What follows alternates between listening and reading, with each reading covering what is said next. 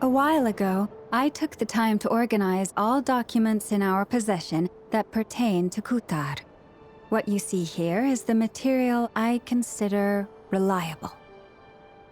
Hmm? You're saying there's unreliable material too? Yes. Most of the information we have was transmitted through an oral tradition. Inevitably, some of her stories were mythologized and deified over the years through countless retellings. That's why I organized them into reliable and unreliable. There's no sense seeking answers in history unless we can ensure the veracity of the historical record. Makes sense. All right, let's take a look through.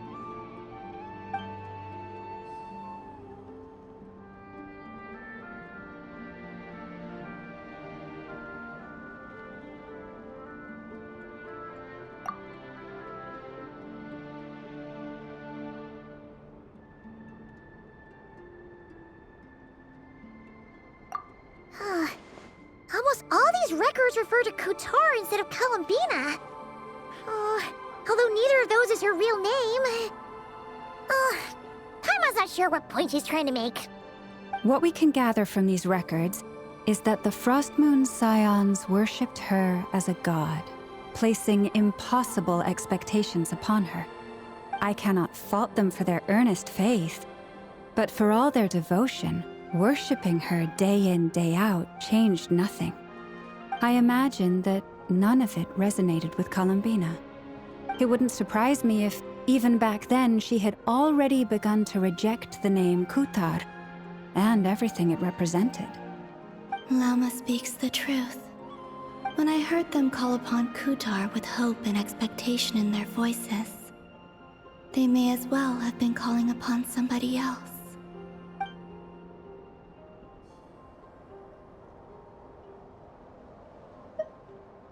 Well, that's a bit complicated. I looked at the level of detail, perceived authenticity, prose style, and how realistic their portrayal of Kutar seemed to be. Amongst the Frost Moon Scions of today, only I know of her existence, and I alone have spoken to her face to face. As such, I know that there are certain things she simply would never do. That being said, I have sensed some changes in her lately. Changes? Me? Seems like this is getting us nowhere. For what it's worth, why don't we check the unreliable sources too? Sure. Give me a moment.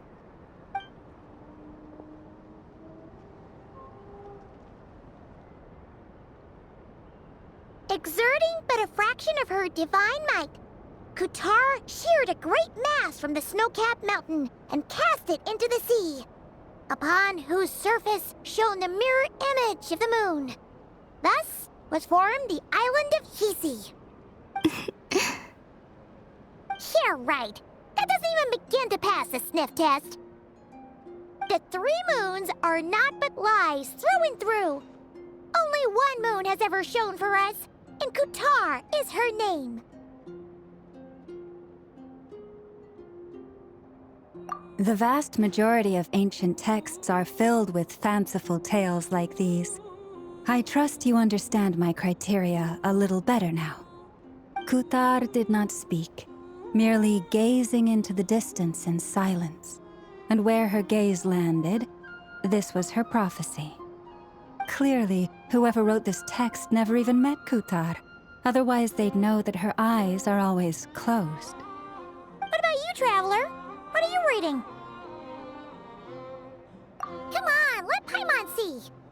The child wished to build a wooden nest with which to shield a fledgling bird from the cold.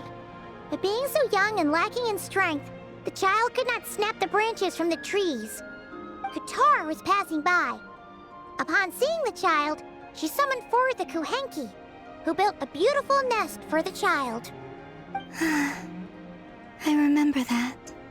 Not knowing the meaning of Kutar's divine intervention, the child dared not to respond, and thus ran home to call their parents.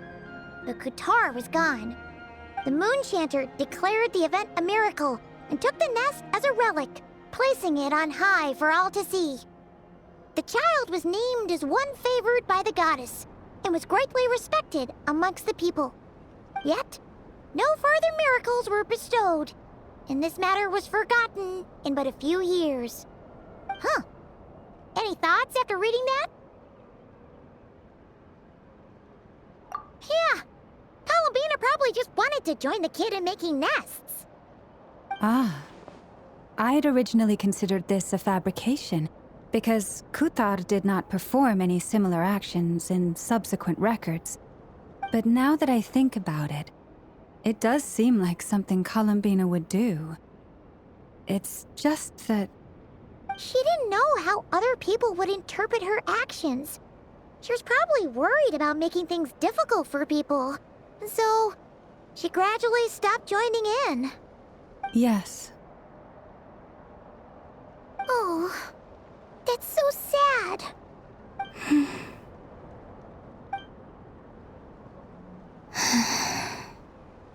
And now, I can make no such gestures of warmth, even if I want to.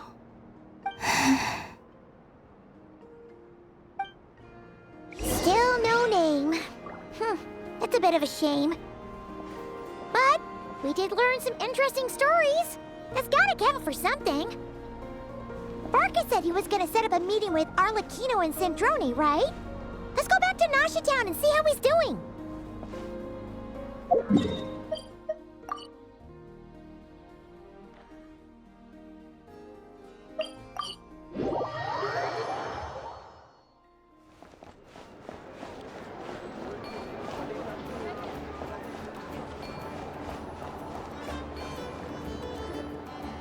Let's see. There's Varka. Oh, and it's Durin and Albedo too. Yeah, this is pretty much the same place we bumped into each other last time. I convinced them to stick around a little longer. We were all waiting on people, so I figured having a little company would help pass the time. Ah, so you've been waiting for us? Does this mean that you've already arranged things with the Fatui? Sure does. Now you're back, we can go meet up with them together. How'd your investigation of the Frost Moon Enclave go? Well, we didn't find out Columbina's true name. But apart from that, it went pretty well. Aha, just as well that I didn't tag along then. I'm sure our moon goddess wouldn't want every man and his dog knowing all about her private life. Still, desperate times, desperate measures, I guess. Someone had to do it. So, Varka was waiting on us, but what about you two? Are you waiting for Alice? Oh, no. We already met with her. We discussed that experiment I mentioned to you last time. Oh, and she also handed me this communication device.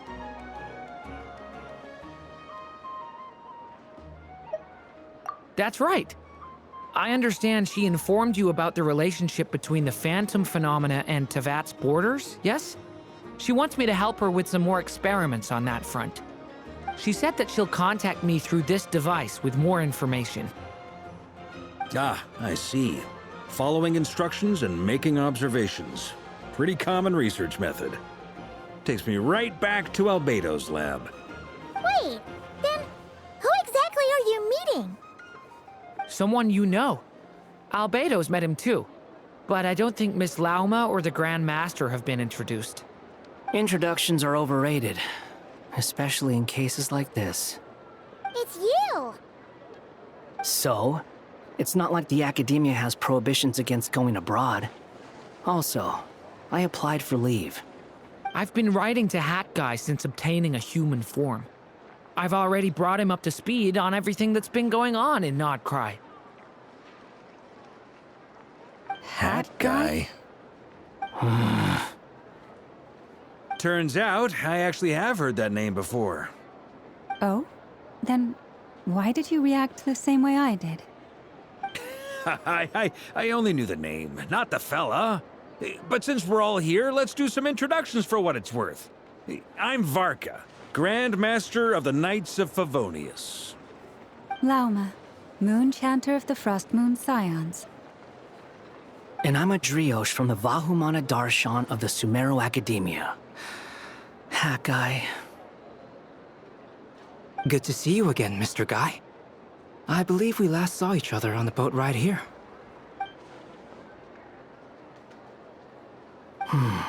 Mind you, the only reason I came here is because there's someone I want to look into. Who's that? The Doctor, also known as Dottore, second of the Fatui Harbingers. From the tone of your voice, it sounds like there's bad blood between you. I was reviewing our archives and noticed that a lot of information about him was missing. Left a bad taste in my mouth. That's all there is to it. Dottore, or Zondique, as he was then known, once studied at the Academia, but he got kicked out before he could graduate.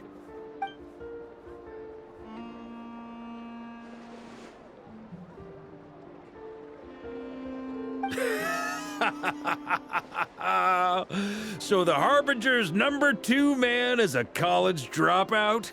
How embarrassing for them. Last we heard, he was planning something. We actually heard that a few times before, even coming to Nokrai. But we haven't seen a trace of him since we got here. He only appears when something interests him. For all we know, he might have left already. But the fact he did something here at all is worth noting. It'll fill a couple extra lines in his file. Why does it sound less like a file you're writing and more like a criminal record? Anyway, we were just about to meet 2 of the other Harbingers. Want to come along? You might learn a thing or two about him there. Sure. Even though they're Harbingers, well, they're old acquaintances of ours, so, you know, when you talk to them, try to be... I got it. The Frostmoon Scion's relations with the Fatui remain tense. Forgive me if I do not attend. In that case, we'll continue assisting Miss Alice with her experiments. Good stuff. Everyone's having a fruitful time. All right, we better get going. I'll lead the way.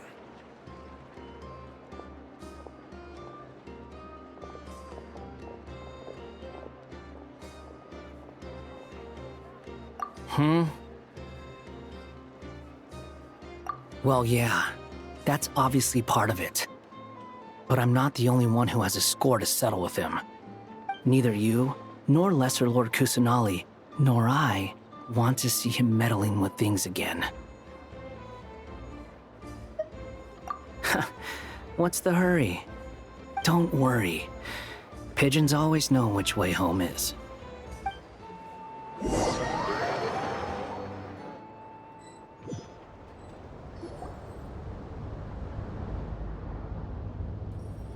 You made it.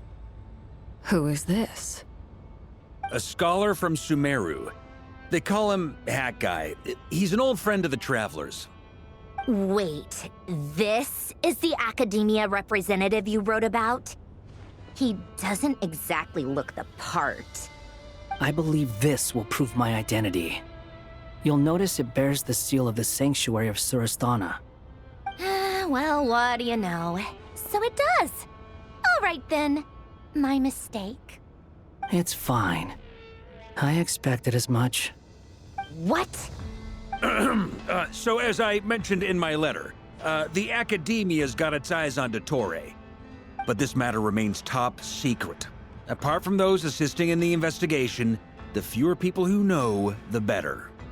If anyone asks, I'm here in Nokrai to pursue my personal academic interests. Gotta say, Varka, you did pretty well to keep all this under wraps for so long. Sounds like you got in touch with the Academia about this way back. you flatter me.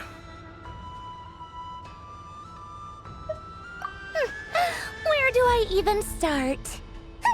Remember that time we fought Rerir at Star Sand Shoal? He sure let me have it then, didn't he? I'll bet Dottore had that all sketched out, with me as his convenient little pawn. He could not care less about us if he tried, but hey! The feeling's mutual. Does Dottore really strike you as the sort who values his relationships with his colleagues? Fair point. Definitely not. Which is why I always keep my guard up whenever he starts making suspicious moves. To that extent, our motivations align. On top of which, I consider you trustworthy people. Now, back on topic. In the wake of the Reikir of Solnari episode, Sandrone and I grew suspicious about Dottore's complete inaction during the entire affair. So we tried to find out what he'd been up to, but unfortunately to no avail. He never lets anyone in on his plans. The more he cares about something, the more secretive he gets. Indeed. Perhaps he believes that by keeping a low profile, he can avoid trouble. But that trick isn't going to work on his colleagues. Yeah, I mean, he's been researching the ancient moon's remnants. And he's been trying to get his paws on the moon marrows. Only an idiot would believe he doesn't have something more planned. With this in mind, I returned to Snezhnaya and relayed my thoughts to Her Majesty the Tsaritsa, entreating her to have him recalled. That's pretty direct. Did the Tsaritsa agree? Yes. I made it abundantly clear that the Fatui's business in Nodcry is almost concluded, and we do not need 3 harbingers in this territory. Her Majesty concurred. Accordingly, Dottore has returned at her orders. I imagine he is continuing with experiments, which no one besides he would ever have any interest in. Common sense might mean nothing to him, but he's not stupid. He knows that no good can come from opposing the Tsaritsa. Smarts alone won't get him all the way. He needs the Rooster's resources and Regrator's Mora, both of which the Tsaritsa can strip from him by waggling a finger. But doesn't he have a track record of publicly following orders while going against them in private? He probably has it down to a fine art by now. Wouldn't put it past him. We worked together on a research project once. Only briefly, but it was enough to show me that we're fundamentally different people. He has no interest in doing things methodically, stage by stage. His thoughts jump all over the place, and the moment his curiosity is satisfied, or he gets the results he wants, he disappears. The only similarity we share is that, once we set our minds on doing something, we will see it done. Whatever it takes. Oh, we definitely saw some of that in your battle with Rerir. You got so competitive. Ugh, do not remind me. Then I believe we all concur. Dottore will not simply give up. Fantastic. Now this is turning into a whole day of unpleasant memories. Ugh. Are you talking about the moon marrow stuff? He also strikes me as the kind of person to disregard experimental regulations, ruin all the equipment, and go way over budget. Then leave the first person he can find to deal with the fallout. Exactly. This one time, he was running some high-temperature experiment and the substance exploded. But does he care? No. He orders his subordinates to open the device so he can observe the results, which causes the gas inside to leak out. That gas was poisonous! If I hadn't been there, who knows how many people might have died. And after all that, he left, while I was still cleaning up after his mess. What a waste of time, he said. Waste of time? The nerve! He wasted my time! You've been bottling that up for a while, huh? Hat guy, I must say, you seem awfully familiar with internal Fatui affairs. Especially when it comes to Dottore. Thank you, Lady Harbingers, for providing such valuable information. I have no other questions for now, so I'll be on my way. Wait, what? You're just gonna leave? You're welcome to join if you want. Ugh. Just when Paimon thought he'd finally mellowed out. He makes quite the impression. I'll say, I've met tons of headstrong people, but not many of them would join me in bad-mouthing Dottore. Anyway, back to the main agenda. Barca, you said that Columbina has gone missing? Or rather, disappeared. Yeah. We're working on building a connection between her and this world. The simplest method is to find out her real name. I've actually asked her that question before, but she said she didn't know. Considering our relationship, I doubt she was lying to me. As far as I recall, she was never dispatched by Her Majesty to claim a gnosis or anything like that. The Tsaritsa's plans had long contained a place specifically for her. I always thought that was weird. What could she do that the rest of us couldn't? Knowing what we do now, it's probably something related to Kavaki, right? More than likely. When she first arrived, Columbina would often go to Her Majesty and ask when she could start the task assigned to her. But Her Majesty always gave the same reply. The time has not yet come. So she spent her days in Snezhnaya doing basically nothing. The Tsaritsa has summoned a beautiful blind maiden to be a harbinger, giving her the third seat by virtue only of her enchanting voice. It was a dumb and stupid rumor, but the reality of the situation made it hard to refute. And what happened after that? I imagine she stopped caring. She no longer seemed to care why she had been recruited, and Her Majesty never gave her any missions, so she just continued to sing in the flower garden. For my part, I was busy. So busy, in fact, that watching someone be that idol had me fuming. But still, I got the sense that she had long been used to a life of other people claiming she was needed when she wasn't. I just felt that having a place to stay would cost me something eventually. And so I waited quietly for the day that I would have to pay the price. And on the other end of that spectrum, you had me. Someone once told me that I had the lousiest work and the toughest luck. That's a good way of putting it. I forget who said it, but those words have always stuck with me.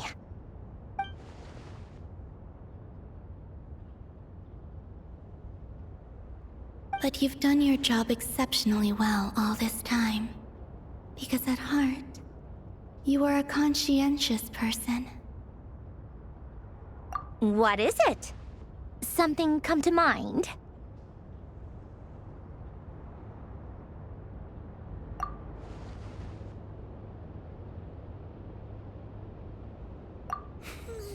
That makes sense.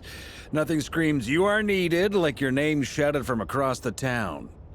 Well, good luck with it. But if you ask me, Columbina is still the most shoutable name. I'm just so used to it now, after all the arguments we've had. I can't be bothered trying to remember another name for her. Nor I. Sandrone. Harlequino.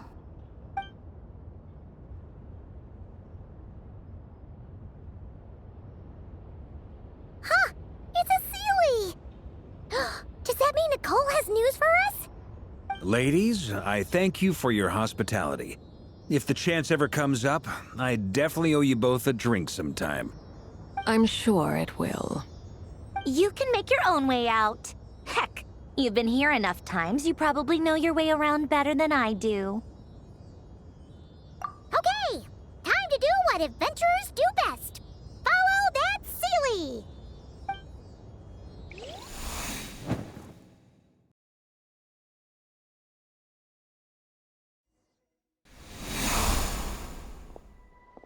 Here you are.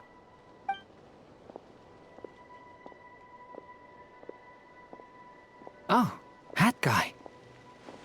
How come you're back so soon?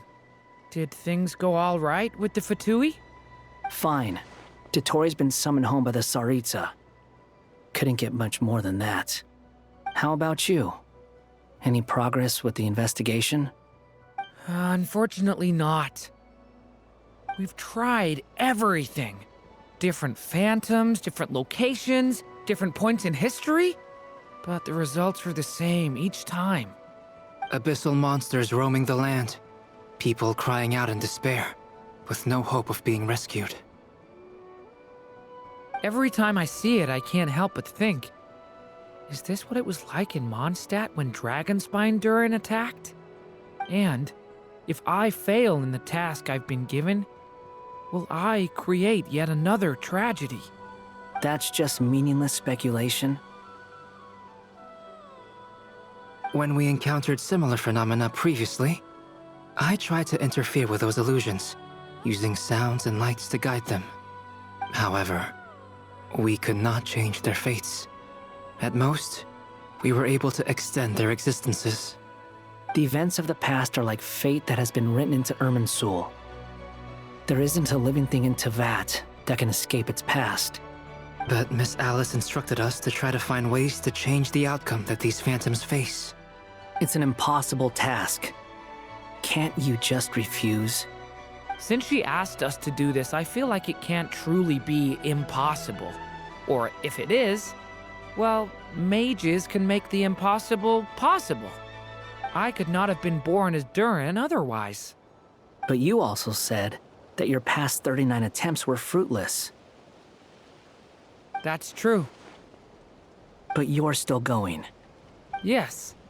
After this many futile attempts, surely you realize that you're not doing this because you still believe what some mage told you. It's because you want her hypothesis to come true. It's something you wish for deep inside. So, think for yourself about what you want to do. As long as you don't believe it's futile, it isn't. Yeah. Previous experience indicates that we cannot touch the phantoms, which limits the effectiveness of our interventions. If we want to clear this hurdle, we need to break this rule somehow. Same thought here. Following the same rules means repeating the same failures. Reducing ourselves to mere playthings of fate. So you mean we need to figure out a way to make contact with them despite knowing that we can't? Yes, and I suspect that's something only you are capable of. Everything in Teyvat is logged in Irminsul, but the withering that once occurred in Sumeru was a sign that the Great World Tree was being corrupted. This corruption allowed things that should not have existed in Teyvat to appear. This is tantamount to rewriting reality to an extent. You're saying abyssal power might be able to affect those phantoms? No one's ever tried it before. If you're gonna try it, it'll take courage. And you have to be confident that you can control it. Is anyone there? Has anyone seen my daughter? She's missing. I have to find her. I hear someone inside. Spargana? Are you in there? Ah! If I can use my abyssal powers to warn him that there is danger here, maybe it'll change his decision. Maybe he'll stay away. Yes. The important thing is not the nature of the power, but rather how you use it. To intimidate and obstruct. Sounds about right for the Abyss. Let me try. I should be able to influence that thing. Have you seen a little girl? What? This isn't the time for that! Just run!